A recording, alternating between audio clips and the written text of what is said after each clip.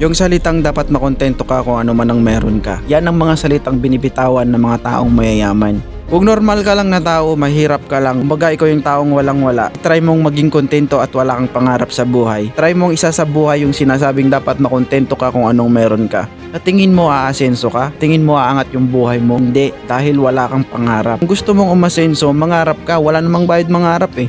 Kapag inadapt mo yung konsepto na dapat makontento ka sa kung anong meron ka, sinasabi ko sa'yo, maghihirap ka. Dapat wag kang maging kontento. Dapat magkaroon ka ng pangarap sa sarili mo. Oo, magpasalamat tayo kung ano man ang meron tayo. Kung anong meron tayo, dapat maging kontento tayo. Sa kung anong man ang meron tayo. Pero dapat, hindi doon nagtatapos yung buhay natin. Hindi doon nagtatapos yung kabanata ng buhay natin. Dapat magkaroon ka ng mataas na ambisyon para sa huli, meron kang mahihita, meron kang mapapala. Sa malinis na paraan, dapat gumawa ka ng paraan. Wag na wag mong hahayaan mag-stuck ka dun sa kung anong meron ka. Maghanap ka ng paraan kung paano ka mag-grow, maghanap ka ng paraan kung paano ka umasenso. Huwag kang titigil habang hindi mo nakakamit yung mga pangarap mo. Sagarin mo yung sarili mo, pagurin mo yung sarili mo. Kung kinakailangan mo maghanap ng iba't ibang klaseng paraan para magkaroon ka ng idea kung ano ba ang tamang timpla para makuha mo yung pangarap mo. Huwag na wag kang maniwala dun sa sinasabing dapat makontento tayo sa kung anong meron tayo. Ito lang yung masasabi ko sa iyo. Sigurado ako someday makakamit mo yan. Hindi man mabilis, pero at least meron ka nang naumpisahan. Kasi habang nag-grow ka, habang nagtatrabaho ka, habang naghihirap ka, makaka-encounter ka ng iba't ibang klaseng struggles. Doon mo malalaman yung tamang timpla, tamang ingredients kumbaga sa pagluluto. Doon mo malalaman yung tamang timpla kung paano mo makuha yung tamang luto. Yung tamang sarap na gusto mo. Parang buhay lang din yan. Siyempre kailangan mo maghirap, magsikap. Samahan mo ng dasal, hindi mo na mamalayan someday. Nandun ka na pala sa pinakatuktok, nakakamit mo na pala yung mga pangarap mo.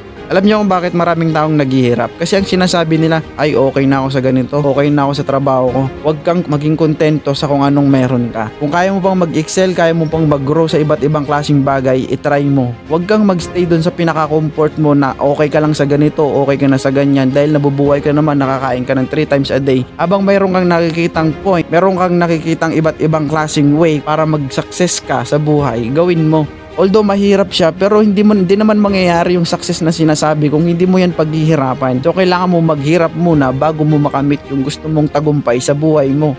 Wala namang madali sa mundo, lahat yan pinaghihirapan. Kailangan mong dumaan step by step, kailangan mo munang maghirap, kailangan mo munang madaanan yung mga problema, kailangan mo munang madaanan yung mga failure sa buhay. Yung mga successful na tao, hindi naman nag-success ang mga yan na hindi dumaan sa pagka-failure, di ba? Lahat sila yan nadapa, naubusan ng pinansyal. Kaya lahat tayo dumadaan dyan. If you want to success, magsikap ka, magtrabaho ka, gawin mo yung dapat mong gawin, maghanap ka ng iba't ibang way para makamit mo yung mga pangarap mo. Huwag mong gayahin yung ibang tao na okay lang sila matulog, walang trabaho, walang ginagawa, bubuhay sila araw-araw. Huwag mong gayahin ng mga yon. Sabi nga nila, di ba? Hindi mo kasalanan ipinanganak ang mahirap, pero kasalanan mong mamatay ka na mahirap ka. Kaya ikaw kung nanonood ka ng video na to, umpisahan mo na ngayon magsikap. Isa naman magsisi ka pag matanda ka na. Bakit sinasabi ng mayayaman na dapat maging kontento ka sa kung ano man ang meron ka? Alam nyo kung bakit? Yung mga mayayaman, mga business minded yan eh. Ikaw na mahirap, pag nakinig ka sa kanila, ikaw yung target audience nila. Alam mo kung bakit? Once na pag dumating yung panahon na ang tao lahat mayayaman, so, ano yung magiging target audience ng mayayaman? Yung mahihirap. Kasi yung mga mayayaman, nagkikreate ng business yan eh. So, sino yung audience nila? Most probably, yung mga audience nila, yung mga taong mahihirap. Diba? Sila yung nagpo-provide ng mga pangailangan ng mahihirap. Sila yung nagpo-provide ng mga product na kailangan ng mahihirap. Ikaw na mahihirap, ikaw lang yung bibili ng product nila. Ikaw yung magpapalago ng product nila. Ikaw din yung magpapalago ng business nila. Alam nyo kung bakit? Kasi ikaw yung nasa baba, sila yung nasa taas. Sila yung nagpo-provide, ikaw yung bumibili, ikaw yung nagpapayaman sa kanila. Nagigets mo ba? Kaya wag na wag kang maniniwala dun sa sinasabi ng mayaman. Dapat maging kontento ka sa kung ano man ang meron ka. Huwag kang maniwala dun. Alam mo kung bakit? Kasi parang tinutorture mo yung sarili mo. Tinutorture mo na maging mahirap ka lang habang buhay. So, kung may nakikita ang way para mag-exist ka, kung may nakita ang way para mag-excel ka, mag-grow yung buhay mo, gawin mo. Kahit sa anong klaseng paraan, basta legal na paraan, gawin mo. Although mahirap, pero soon, malalaman mo yung resulta, hindi mo na mamalayan, nasa pinakatuktok ka na pala.